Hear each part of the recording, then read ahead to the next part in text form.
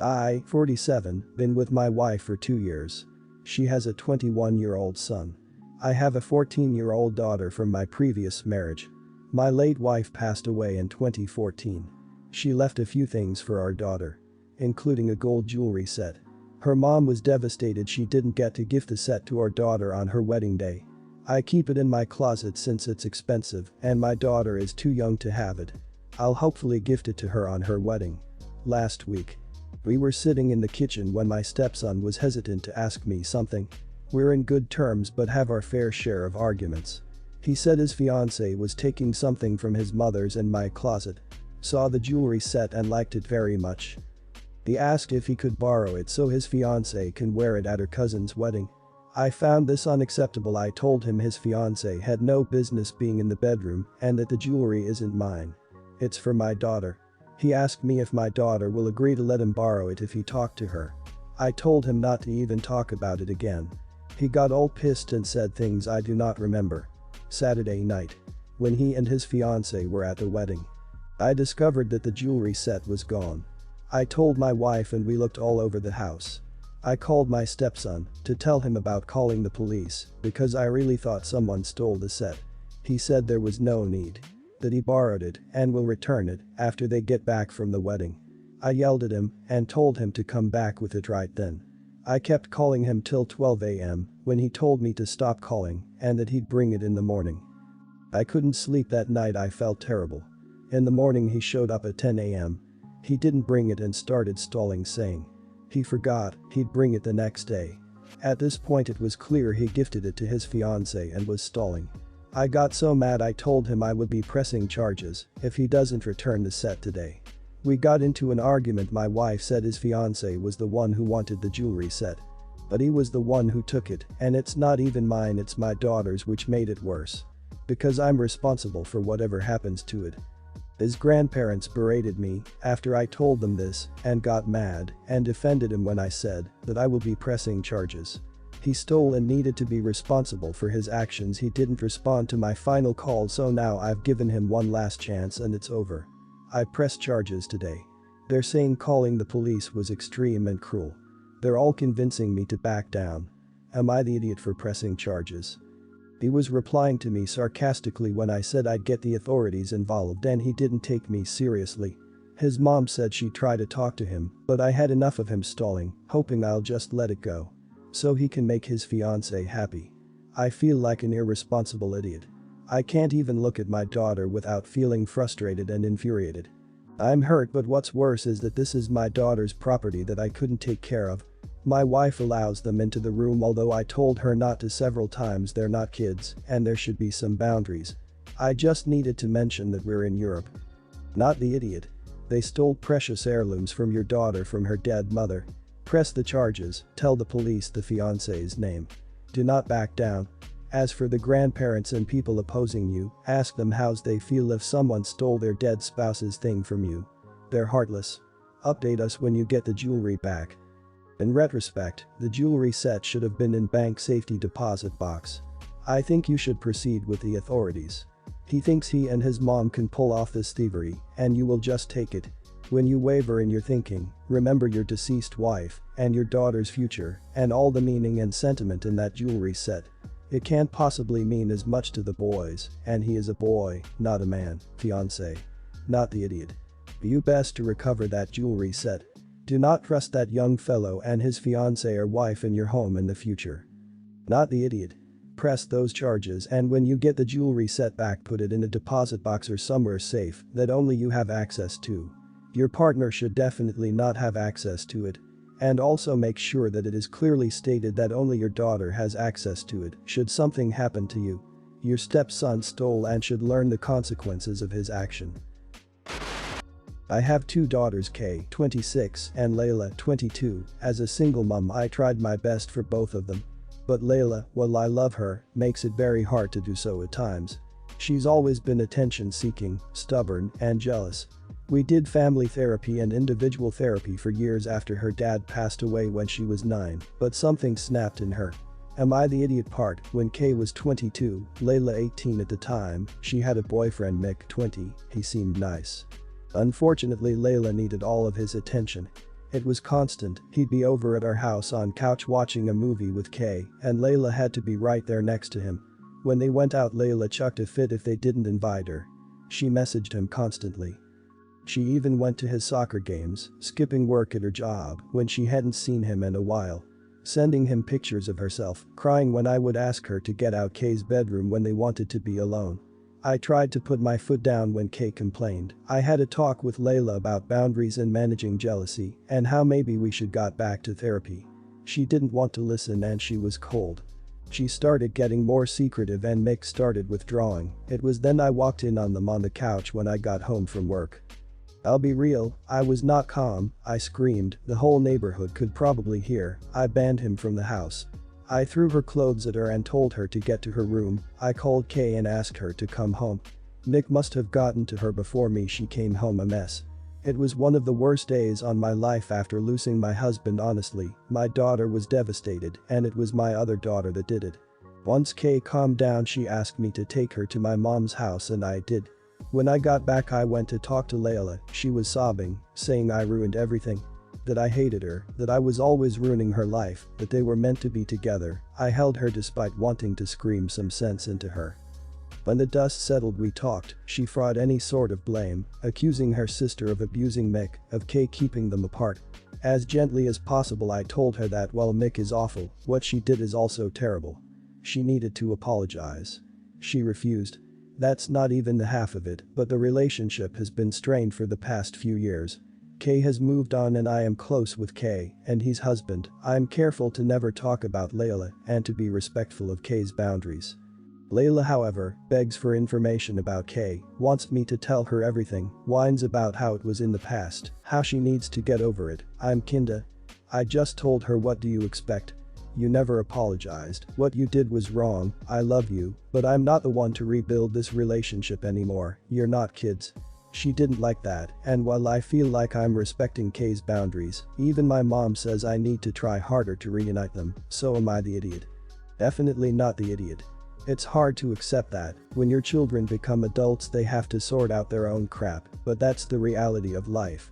You did everything you could for Layla. You sound like you're a great mother, but you're absolutely right in that you have to allow her to go through the consequences of her own actions. If you try to get involved, you risk your relationship with both of your daughters. Most time I read these type of stories, the mother chooses to take the offending daughter's side, but you did the exact opposite. I applaud you for that. Stick to your guns and ignore your mother. If Layla continues her behavior, I'd suggest just going low contact with her because she's not worth losing your good relationship with Kay. Not the idiot. Keep that stance. Just because she's your daughter does not mean she can do crap like that and still think everything will be okay. Your daughter needs some serious help. I'm not surprised her sister damn near cut her off. There are certain things you just don't do and she crossed too many lines. If you force them to reunite, your oldest may end up never speaking to you again. Allow your oldest to dictate when they reunite. For context, my ex-wife, 36, and I, 38, separated when our son was 2, he's now 15, and lives mainly with his mom. 2 years after we split, my wife got remarried and had a pair of twin boys shortly after the wedding. The twins are now 10 or 11, I think. I've never really met them. When I pick up my son, I never go in the house, he just comes right out to me. Anyway, over the years my son and I have bonded over our love for anime, food and gaming. I've told him since he was 8 that one day I'll take him to Japan to see all the cool things there, plus he loves Disney because of his mom, so I planned on taking him Disneyland as well to kill 2 birds with 1 stone. I asked his mom about taking him when he was 12 because I got promoted and could actually afford to save for it then. She agreed and said it was cool. Fast forward to now. I finally have enough saved to take the 2 of us to Japan for a week and a half. I double check with my ex and she's completely against it, saying she didn't think I'd actually be able to save enough for the trip and thought it was just another one of my dumb dreams. My son is distraught and she's now saying that he can only go if I take the twins as they also like Disney and it's not fair to exclude them. My son has told me they don't even like anime, Japanese food or anything else we enjoy and planned on experiencing over there, so I don't think they'd enjoy most of the trip. We're literally only spending 1 day at Disney. I also can't afford another 2 kids and I'd feel pretty awkward because I don't even know them. When I told my ex this, she said the twins would just be happy to go on a trip because they haven't been on holiday since they were 4 and her husband can't afford to take them abroad because they're both unemployed right now. She then suggested I cut the trip down to 4 days so I save money on the hotel and can then get her twins plane tickets too, but we can't fit everything we want to do in 4 days. I feel like she's being really difficult on purpose. She started crying and guilt-tripping me, calling herself a failure as a mother and saying she couldn't even treat her kids and that they'd never get to do anything nice. It honestly made me feel bad, but I really don't want to take these kids. So my question is, would I be the idiot if I took my son abroad regardless? We have no official custody agreement in place, so I wouldn't be going against anything. Not the idiot for wanting to take your son to Japan without his siblings, but I'm afraid that your plans will now have to be postponed until your son turns 18. If your wife wants her kids to go to Japan, she needs to pony up the money to send them. You're certainly under no obligation to take her kids anywhere. Not the idiot. It's friggin' weird that she even wants you to take her kids on the trip. And she's willing to ruin her son's dream trip to do it. Then the tears. She sounds manipulative as hell. She probably wants a week with no kids. You would, in fact, be the idiot if you let this woman ruin your trip. Not the idiot for wanting to go, but unfortunately you probably can't take him out of the country till he's 18 without her approval. I say stash that money you've got saved and build on it for 3 more years. You'll probably be able to go for several weeks by then. I'm second-generation Jamaican. My parents moved to the United States just before I was born, so I grew up here. My wife and her family are all white. There have never been any issues with any of her family except her Nana. Nana is a massive idiot, hates my guts and always has.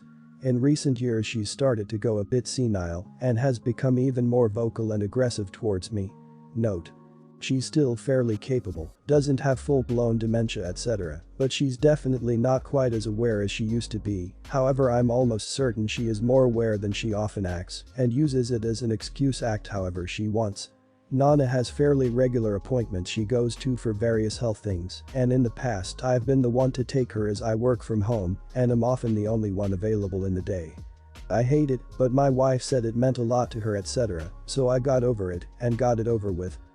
But as I said, Nana has been getting more and more aggressive towards me, yelling slurs at me, acting repulsed if I touch her etc.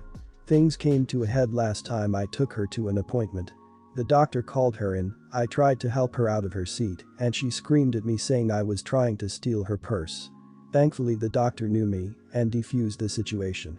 I was left in the waiting room with everyone throwing me disgusted, murderous looks. When I got home I told my wife that I was done taking Nana anywhere. This was a step too far in my opinion. She sympathized and was very apologetic on Nana's behalf, so I figured she was on my side with this. Well, apparently not, as she came to me a few days ago asking me to take Nana to an appointment. I reminded her that I wasn't doing that anymore after what happened last time. She looked stunned and said she thought I was just venting and that I'd be over it by now. I told her no, it was a pretty damn serious thing that happened and I'm not just gonna get over it. She told me I was being heartless, that Nana couldn't help it, and that she couldn't believe I was so unwilling to help a sick old woman. I asked her if she really thought it was fair that I had put up with her screaming slurs at me and trying to get me in trouble in public, but she just kept repeating she can't help it. The argument ended with her calling me selfish and leaving to stay with her parents. Her last words were, if you can't do it for Nana, then you should at least do it for your wife who you're supposed to love and do anything for. She has barely spoken to me since then, this was 2 days ago, and is still staying with her parents. I thought that I was justified in not wanting to take her anymore, but now I'm doubting myself. Am I the idiot? Not the idiot. I'm personally sick of the excuse she can't help it, she's a sick old woman etc. My partner has a similar older relative who has full-on dementia and is a total piece of crap.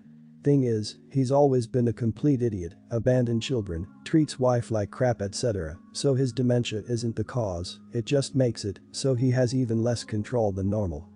I think it's telling that none of her actual blood family ever take her to her appointments, and they've dumped it all on you. I bet they're afraid of being embarrassed by an outburst of some sort. She may not be able to help it, but she's acting in an awful way, and you shouldn't have to deal with that. Your wife is totally in the wrong and clearly doesn't understand the position the family are putting you in. Stand your ground and leave Nana to the rest of them. You don't deserve this nonsense. Nana sounds like she's past the point of realizing anything, but OP sure as hell doesn't have to put himself in awkward situations, or even possible dangerous ones, where he's the scary black man assaulting that poor old frail white lady, for her. The doctor was able to defuse it last time. What happens next time, when it happens in the parking lot? I, 31, lost my late husband in 2016. He got sick with cancer during the first year of our marriage. It was absolutely terrible and devastating. I don't want to go into much details because it really hurts to remember those difficult times. My late husband suffered a lot and he didn't ask for much. He just wanted to be able to sleep but he couldn't. I remember when he used to tell me this and it broke me. I did all I could to ease his pain, but I don't think it was enough at all. He was taken from me eventually despite everything. I have a good relationship with my former in-laws and I'm grateful for the support they showed me. I wouldn't have been able to carry on without them. I've been married to my husband for 4 months now. He's a good man. We have our fair share of arguments just like any other couple.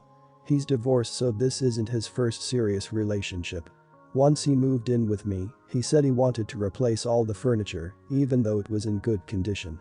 He insisted and even though I didn't agree I did it eventually because he'd get into an argument with me and turn his phone off for a few days. Next he suggested that I donate some of my late husband's belongings, saying that I kept too many. This was hard for me to do, but I was able to sort through his belongings and kept a few things. Last month we were talking and he expressed being uncomfortable living at my house. He told me that every time he'd come home feels like coming to someone else's home instead of his. He said that he can't enjoy sitting in the backyard without picturing my late husband there. He said he felt awful about it but couldn't help it. He refused to go to therapy thinking this was just ridiculous. At this point it was clear he was making excuses to get me to move out of the house since he suggested this before we got married. He knew how I felt about selling the house but still brought it up. He then told me about a job opportunity that he didn't want to miss and asked if I was willing to support him by agreeing to sell the house and move out of town. This was sudden so I asked for some time to think about it, but I was surprised to find the house was already put on the market for sale. Even pictures were taken. I was furious. I had a huge argument with him. He said he thought I agreed, but he knew I wanted time to think, but just decided to do what he wanted. He lashed out at me when I asked if this job opportunity really exists, and he said I was being selfish and inconsiderate. Then left and turned his phone off. I have no idea how to deal with this issue, especially since he says that I'm not being supportive and constantly making him feel pressured. Let him go take the job. You keep the house. This is not about his discomfort living in a dead man's house, it's about control. You can tell because he turns his phone off to punish you for having opinions. He is manipulative and mean and does not respect you. You deserve so much better. Not the idiot. Obviously. Huge red flags. He's trying to control you. Every time he asks you to do something you either did it or he punished you. Let him go to this new opportunity. And you need to get to a lawyer.